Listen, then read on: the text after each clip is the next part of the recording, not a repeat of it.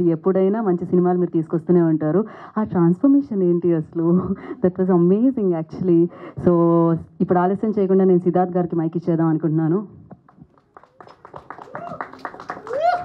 అందరికి నమస్కారం అండి.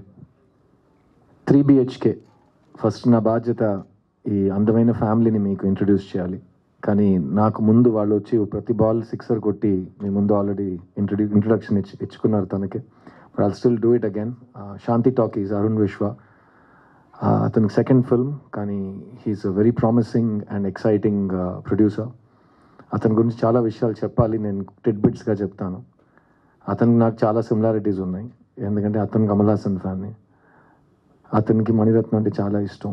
అతను మణిరత్నం గారి దగ్గరికి వెళ్ళి నాకు ఉద్యోగం ఏంటి, నేను అసిస్టెంట్ డైరెక్టర్గా చేరుతానని చెప్పాడు. మా సార్ అతని దగ్గర ఇండస్ట్రీ నీడ్స్ గుడ్ ప్రొడ్యూసర్స్, వెళ్ళి మంచి సినిమాలు తీయండి అని పంపించారు. చాలా మంచి పని చేశారు ఆయన. ఆ రోజు ఆ సలహా ఇవ్వకపోయి ఉంటే ఈరోజు 3 BHK నా చేతికి వచ్చి ఉంటుందని నాకు తెలియదు. సో అరుణ్ విశ్వ, I'm so proud of your growth as a producer, and I'm so proud of how you believed in this content. Speaking of content, ఈ సినిమా ఒక రియల్ లైఫ్ నుంచి వచ్చే కథ. సింపుల్గా చెప్పాలంటే అండి, ఈ సినిమా చూసిన తర్వాత మీకు నచ్చుతుందా నచ్చదా, ఎన్ని 1000 కోట్లు చేస్తా నాకు తెలియదు. But what I experienced I can tell you, and that's where I feel my responsibility లైస్. ఈ సినిమా స్క్రిప్ట్ ఫస్ట్ టైం చదివినప్పుడు కానీ, ఈ సినిమా ఫస్ట్ టైం సినిమా చూసినప్పుడు కానీ, నాకు త్వరగా వెళ్ళి మా నాన్నని పట్టుకుని అలా టైట్గా హగ్ చేద్దామని ఒక మూడ్ వచ్చింది.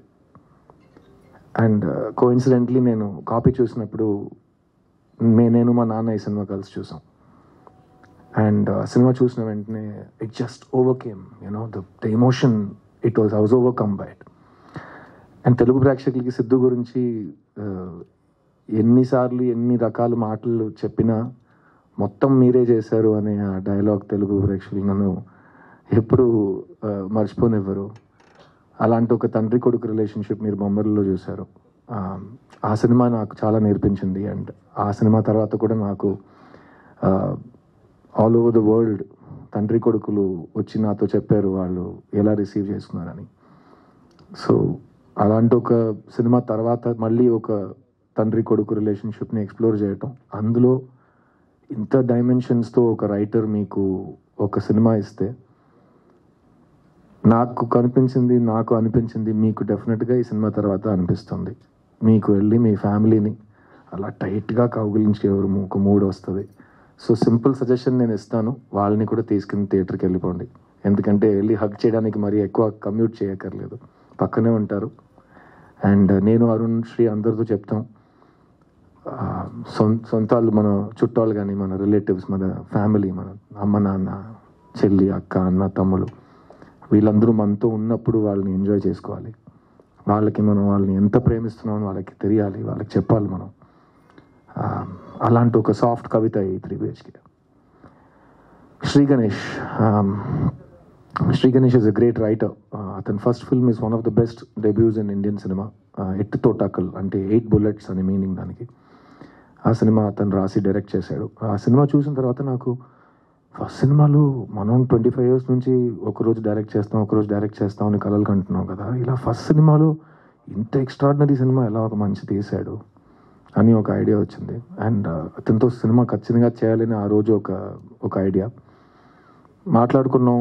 ఇది ఓవర్ ద ఇయర్స్ తర్వాత నా చిత్తా సినిమా రిలీజ్ టైంలో నాతో శ్రీ చాలా ట్రావెల్ చేశారు, ఎందుకంటే హీ లవ్ ద ఫిల్మ్, చిన్న సినిమా. సో చాలామంది డైరెక్టర్స్ ఆ టైంలో ఆ సినిమా ఎలాగో పబ్లిక్ దగ్గరికి వెళ్ళాలి, ఇలాంటి సినిమాలు కరెక్ట్ ప్లేస్కి చేరాలని నన్ను చాలా బాగా సపోర్ట్ చేశారు.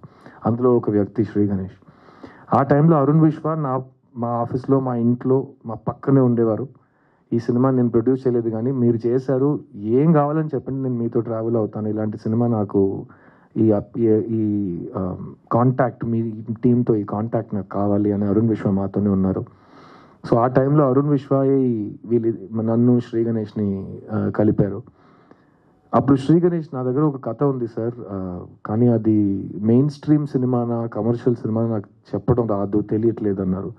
సరే మీకు తెలియట్లేదు శ్రీ గణేష్, ప్రపంచంలో ఎవరికైనా 100% తెలుసా ఒక సినిమా మెయిన్ స్ట్రీమ్ సినిమానా అని? తెలియదు కదా. సో మీ స్క్రిప్ట్ ఇవ్వండి, నేను చదివి చెప్తాను. నాకు నచ్చితే అది నాకు మెయిన్ స్ట్రీమ్, నాకు కమర్షియల్, నాకు బ్లాక్ బస్టర్. సో నేను చదివి నేను డెసిషన్ తీసుకుంటాను. స్క్రిప్ట్ బుక్ చదివాను. చదివిన తర్వాత నాకేం అనిపించింది నేను ఆల్రెడీ మీతో షేర్ చేశాను. వెంటనే వెళ్ళి మా నాన్నని హక్ చేయాలనిపించింది. ఆ కథని మేము 3 BHKగా తీసాం.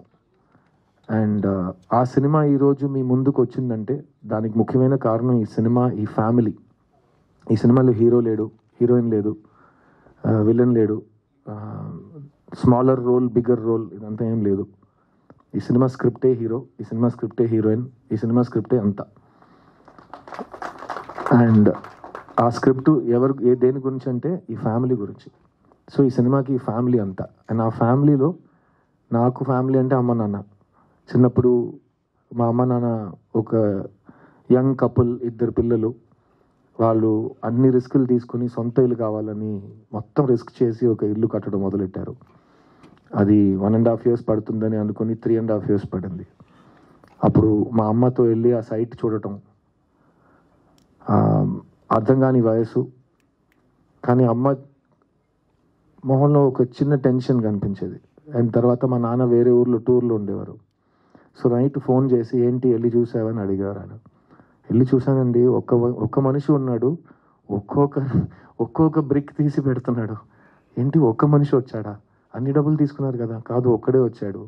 ఈ రేట్లో వెళ్తే ఈ ఇల్లు ఎప్పుడు కడతాం అని ప్రతిరోజు బడ్జెట్ గురించి, ఫ్యూచర్ గురించి, అన్సర్టనిటీ గురించి, పిల్లల గురించి ఆ ఆలోచన, ఆ డిస్కషన్స్, ఇవన్నీ మేము చిన్నప్పుడు చూసాం. అలాంటి ఒక తల్లిదండ్రి వాళ్ళు చూసే కళలు, పిల్లల కోసం చూసే కళలు, ఫ్యామిలీ కోసం చూసే కళలు, మనం అందరం అలాంటి ఒక అప్బ్రింగింగ్ నుంచి వచ్చాం మిడిల్ క్లాస్లో. అలాంటి ఒక తల్లిదండ్రి ఈ సినిమాలో వాసుదేవన్ శాంతి. ఈ సినిమాలో మీకు కాదు సిద్ధు, నాకు మెయిన్ క్యారెక్టర్స్ ఎవరో చెప్పు, నాకు ఇప్పుడే చెప్పు అని మీరు నన్ను అడిగితే, ఈ సినిమా మెయిన్ క్యారెక్టర్స్ ఈ ఇల్లు, కానీ ఇల్లులో వాసుదేవన్ శాంతి వీళ్ళిద్దరు. So Sarath sir and Devayani ma'am ఈ సినిమాలో రావటం నాకైతే లైఫ్లో నేను మర్చిపోలేని ఒక అదృష్టం కలిగినట్టు ఒక ఫీలింగ్. ఎందుకంటే ఇది నా 40th ఫిల్మ్. ఈ సినిమా అనౌన్స్ చేసిన రోజు సిద్ధార్థ్ 40 అని అనౌన్స్ చేసాం. సిద్ధార్థ్ 40 అనే పేరు పెట్టిన సినిమాలో సిద్ధార్థ్ కంటే 40 times బిగ్గర్ స్టార్స్ ఇద్దరు వచ్చి కలిసి ఆ సినిమాలో పనిచేయటం సిద్ధార్థ్ కలిగిన అదృష్టం అని నేను చెప్తాను. అండ్ ఈ 40 సినిమాల్లో తెలుగు ప్రేక్షకులకి మ్యాక్సిమం హ్యాండ్ ఉంది in making me what ever I'm today. ఎందుకంటే సిద్ధులో ఉన్న వాల్యూ ఫస్ట్ తెలుగు ప్రేక్షకులు చూశారు.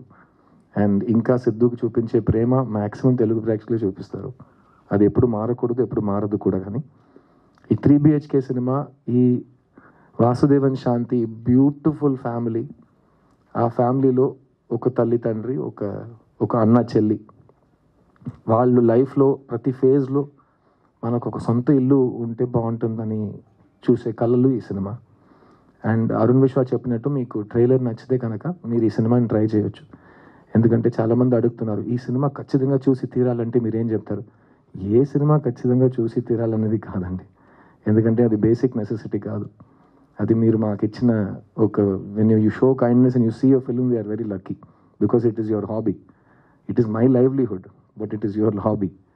సో ఈ సినిమా మీరు ఎందుకు చూడాలని మీకు తెలుసు. ఒక ట్రైలర్ చూస్తే మీకు కనెక్ట్ అయితే మీరు చూస్తారు. ఈ సినిమా చూసి ఇంకో విషయం నేను చెప్పగలను. ఏంట్రా నా స్టోరీని వీళ్ళెలా కొట్టేశారు అని మీకు అనిపిస్తుంది. ఎందుకంటే నాకు అది అనిపించింది. ఈ శ్రీ గణేష్ నేను ముందు కలవలేదు కదా, మా ఇంట్లో జరిగిన విషయం వీడికిలా తెలుసు అని నేను ఆలోచించాను. సో అది డెఫినెట్గా మీకు థియేటర్లో కలుగుతుంది. అండ్ యాజ్ అ ఫ్యామిలీ మేము చాలా చాలా లవ్ చేసి ఈ సినిమాని తీసాం. సో దాని గురించి నేను మాట్లాడవచ్చు. ఎందుకంటే అది హైప్ కాదు, అది ట్రూత్. ఈ సినిమాలో నాకు చెల్లిగా మీతా రఘునాథ్ వచ్చి పనిచేశారు. ఈ సెట్లో వాసుదేవన్ శాంతి, ఆర్తి, ప్రభువే మీకు కనిపిస్తారు, మాకు కనిపించారు. కానీ ఈ శరత్ కుమార్, దేవ్యాని, మీతా, సిద్ధార్థ్ ఎవరికి కనిపించలేదు. సో మేము పలకరించిన విధానం సెట్లో మెయిన్గా వీళ్ళిద్దరు పెద్ద స్టార్స్. కానీ ఒక షార్ట్ ఫినిష్ అయితే వాళ్ళు అక్కడే ఉంటారు, వ్యాన్కి వెళ్ళరు, ఫోన్లో మాట్లాడరు, అక్కడే కెమెరా పక్కనే కూర్చుంటారు. ఎందుకంటే వాళ్ళు ఫిల్మ్ టైం నుంచి షూటింగ్ చేస్తున్నారు కదా. సో అప్పుడు టక్కమని షార్ట్ రెడీ అవుతుంది, వెంటనే మీరు వెళ్ళి కెమెరా ముందు రిహర్సల్ చూడాలి. అప్పుడు క్యారవాన్స్ ఉండవు, అందరూ కలిసి బ్రేక్లో ప్యాక్ ఆడటం, భోజనం చేయటం, పాటలు పాడుకోవటం, హ్యాపీగా ఫ్యామిలీలా బిహేవ్ చేయటం, అదంతా చాలా కామన్ ఆ టైంలో. ఇప్పుడు టెక్నాలజీ ఎంతో వస్తే ఫ్యామిలీస్ చాలా సెపరేట్ అయిపోతున్నాయి, అలాగే ఫిల్మ్ సెట్స్ కూడా. కానీ ఈ సెట్లో శరత్ సార్, దేవ్యాని గారు అనుకున్నారు కాబట్టి ఈ సెట్లో అందరు ఈక్వల్, సీనియర్ జూనియర్ ఏం లేదు, వేర్ ఆల్ వన్ ఫ్యామిలీ అనే ఆ ఫీలింగ్ వాళ్ళే మాకు ఇచ్చారు. అండ్ నన్ను మిగతాని నిజంగా వాళ్ళ సొంత పిల్లలుగా చూసుకున్నారు ఈ సెట్లో.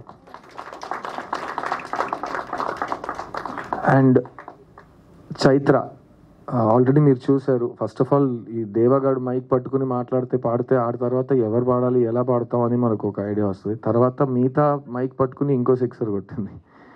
తర్వాత చైత్ర వచ్చి పాటలు పాడి ఇది చేసి ఇంత చక్కటి తెలుగు అందరు మాట్లాడటం నాకైతే, ఎందుకంటే నాకు నా సరస్వతి తల్లి ఇచ్చిన వరం. నాకు ఫస్ట్ డే నుంచి తెలుగు అయితే నాకు it's been like my own tongue.